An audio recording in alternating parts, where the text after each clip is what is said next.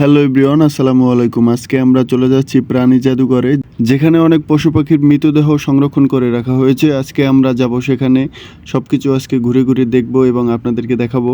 এখানে অসংখ্য প্রাণীর মৃতদেহ সংরক্ষণ করে রাখা হয়েছে, যার মধ্যে কিছু কিছুর নাম আমি জানি এবং কিছু কিছু প্রাণীর নাম জানি না। সামনে যে হাড়গুলো দেখতে পাচ্ছি এগুলো হলো হাতির হাড়। হাতির মৃতদেহ থেকে এগুলো সংরক্ষণ করে রাখা হয়েছে।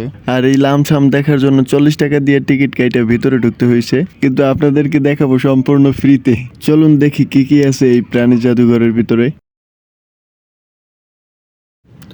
আর এগুলো কি ধরনের আজব প্রাণী ভাই, দেখতে খুব ভয় লাগে। আমি এগুলোর নাম জানি না। আর এটা চিনতে পারছি, এটা হলো যে চিতাবাঘ।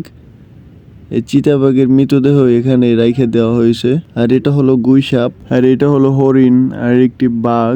কি লেখা ভিতরে প্রবেশ নিষেধ। আমার আসলেই ভুল হয়েছে, ভিতরে প্রবেশ করাটা আমার উচিত হয় না 40 টাকা খরচ করে। আর এখানে একটি হাঁসের মৃতদেহ রয়েছে। এখানে একটি বড় একটি বেলে হাঁস রয়েছে। এগুলোর নাম দেওয়া আছে, কিন্তু এখন বুঝতে পারছি না কোনটার কি নাম ছিল। এগুলো কচ্ছপ, নিচে কচ্ছপ রাখা আছে। টিয়া পাখি দেখা যাচ্ছে একটা। আর এই কাচের ঘরটার ভিতরে একটা বড় চিল রয়েছে। চিলটা খুব নাদুস নুদুস ছিল, মনে হচ্ছে এখনো জীবিত আছে, কিন্তু আসলে এটা মৃত। আজকে এ পর্যন্তই, সকলে ভালো থাকবেন। আসসালামু আলাইকুম।